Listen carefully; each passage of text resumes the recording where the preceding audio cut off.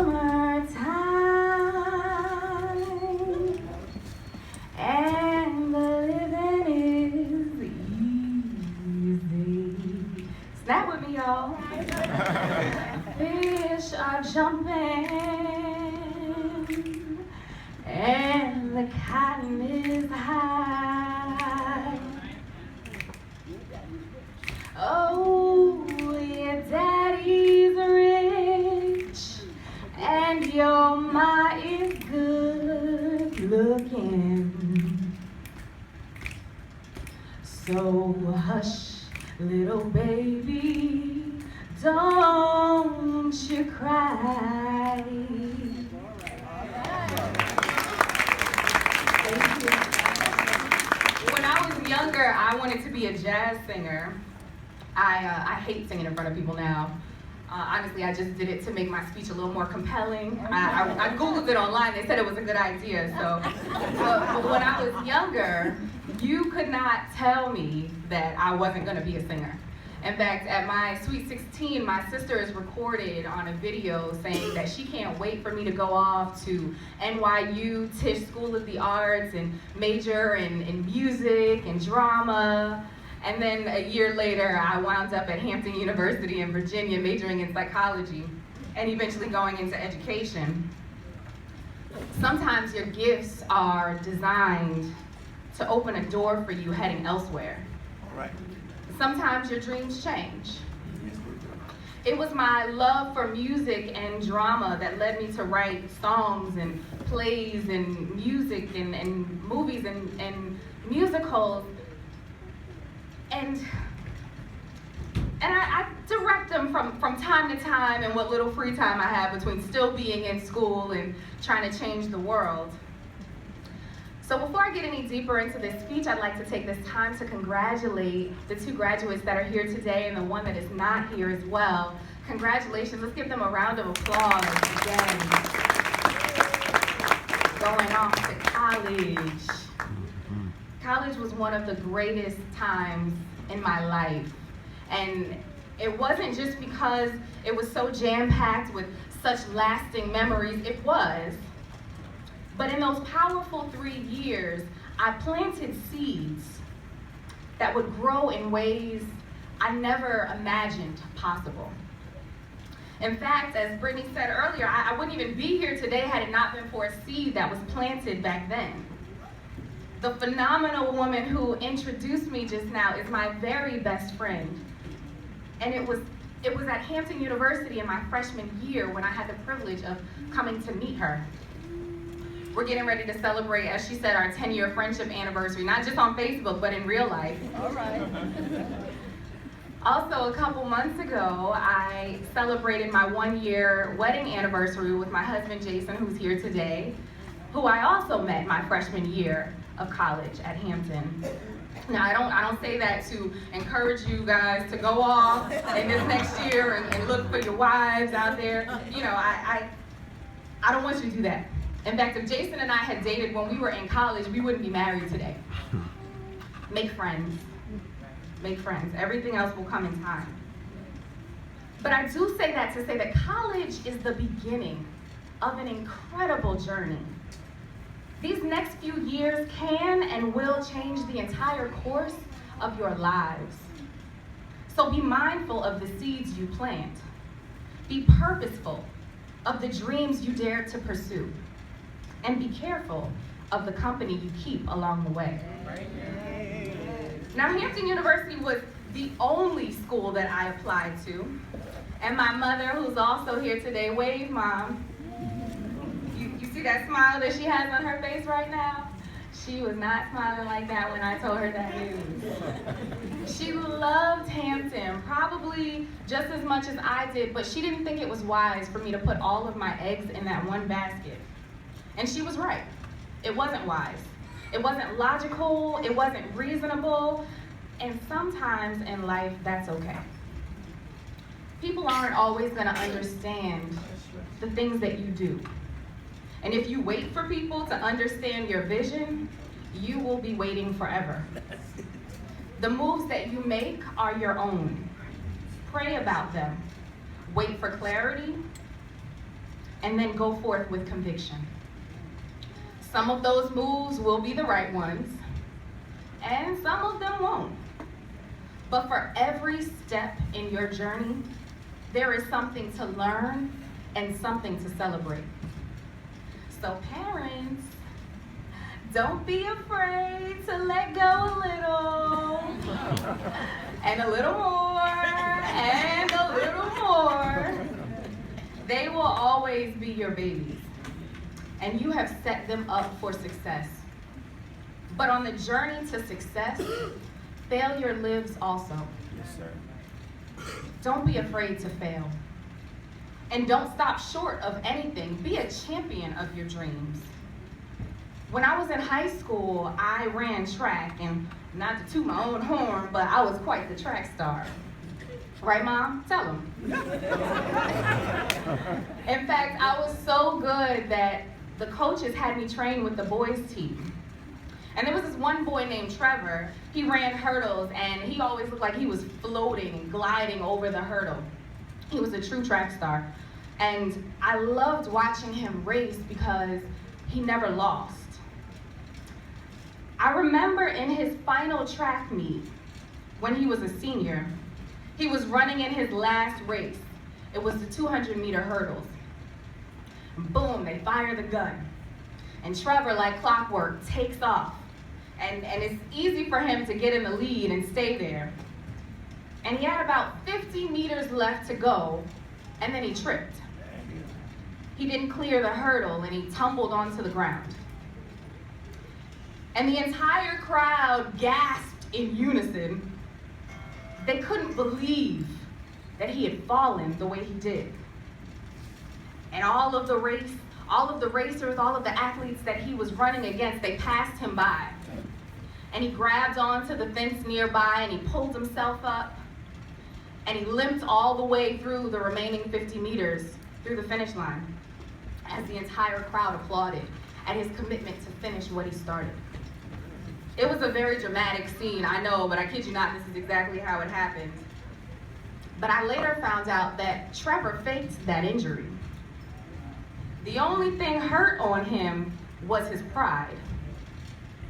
And instead of getting back up and staying committed to his goal, instead of giving the last bit of effort and energy that he had, instead of giving his all, Trevor opted for pity over integrity.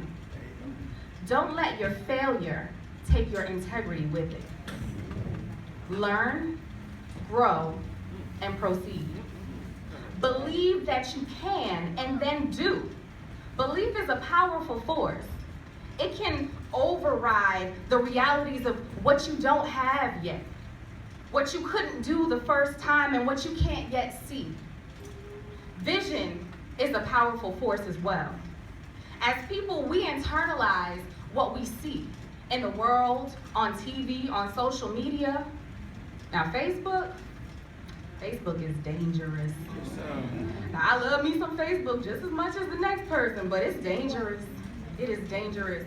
You encounter typically two kinds of people on Facebook. Raise your hand if you have a Facebook account, if you know what Facebook is. Now look, I know some of y'all I'm friends with some of y'all on Facebook, so I know.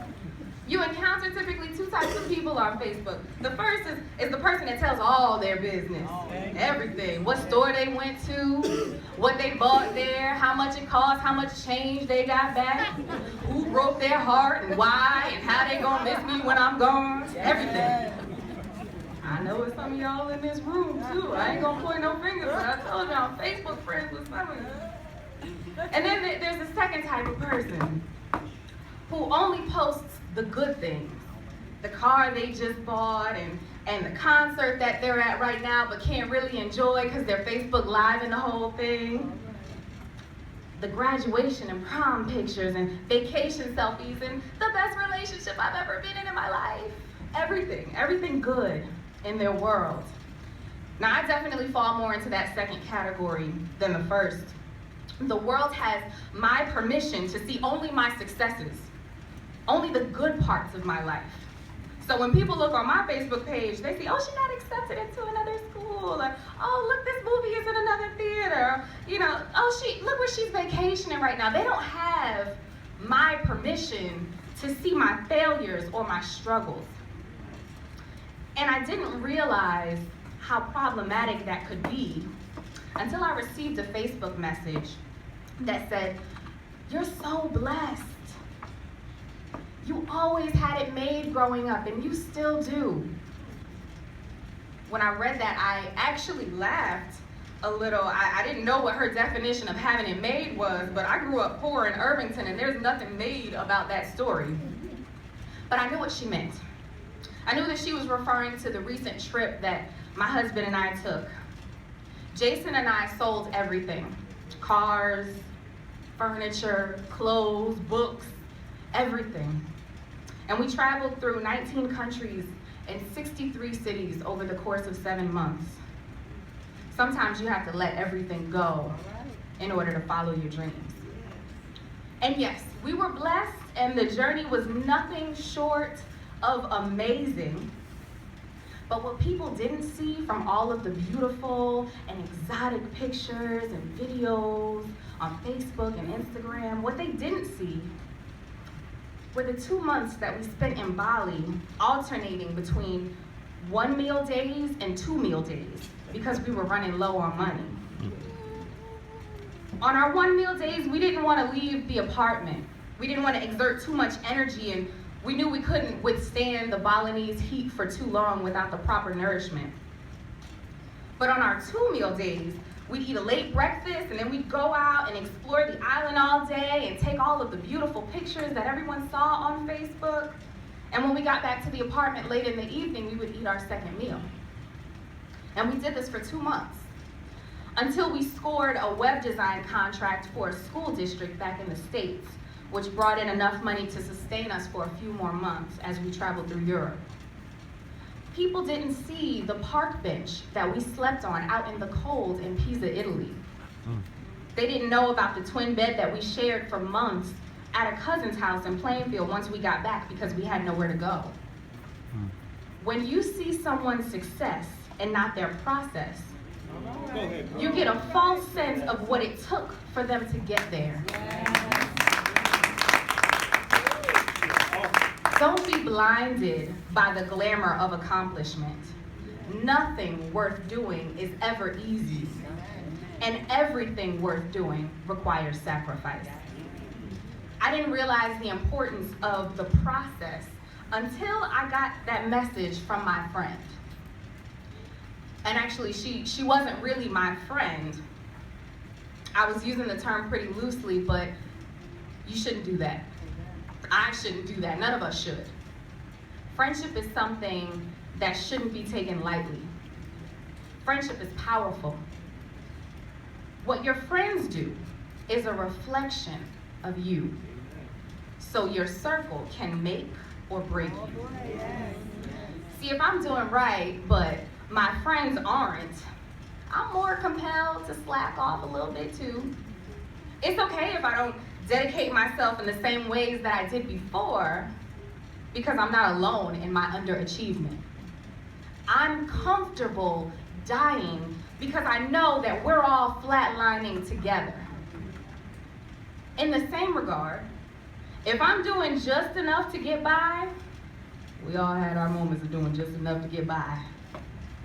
Like that class that you take when you're like, look, I don't care what grade I get, as long as I pass, I know I'm in that class right now.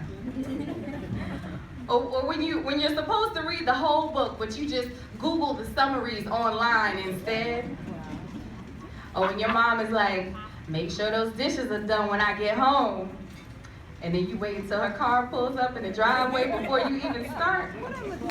It might not be done when you get home, but at least you're gonna see me doing them. That's just enough to get by.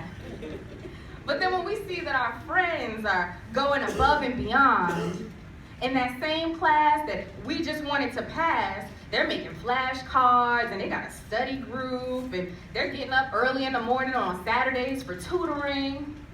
But that same book, when we just Googled the summary, they read it cover to cover, twice.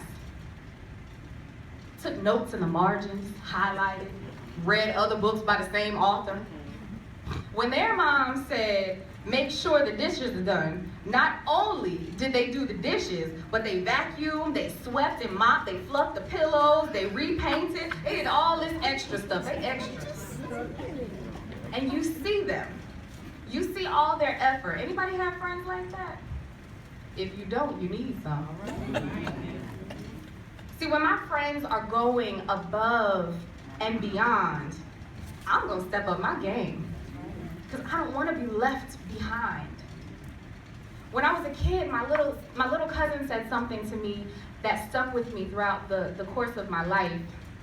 And he was 8 years old, so he was really trying to be more funny than he was deep. But our words have power, even when we think they don't.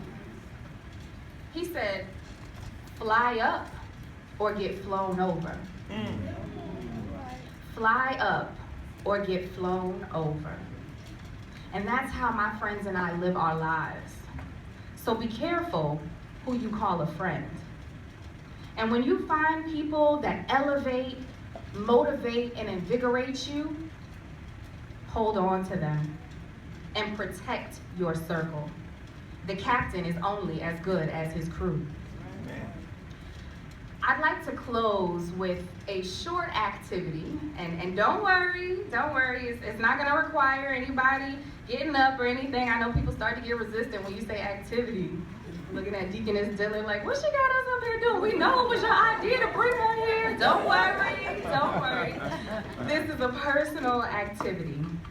So I just want you to take a moment and close your eyes. Go ahead, it's a safe space, you can close them. Now I want you to imagine what the world will be like 200 years from now. What will transportation look like? How will people be communicating with one another? What will people be doing for fun? Who will know who you were? What will you be known for? Okay, open your eyes. Now you've seen it. You've just imagined the world in 200 years. It's so powerful what you've done, because 200 years from now is at the end of your direct contact with the world. That means no one that you'll ever meet in your entire life will ever live beyond 200 years from now. So what you've just seen is your own legacy. When you go home today, I want you to continue this activity. I want you to create a 200-year plan built around the dreams you have for your life. Determine how you want to be remembered. What people should walk away with when they encounter the story of you. What are you going to leave behind? If your dreams are just for you or just for right now, they're not big enough. Aim higher. You're not going to college to get a job. I mean, that would be ideal, but that's not the purpose of this point in your journey. This next step is about defining who you are, discovering what it is that gives you fulfillment, and deciding who you want to be in this world. Choose wisely. Don't settle. Protect your dream and enjoy the ride. Thank you.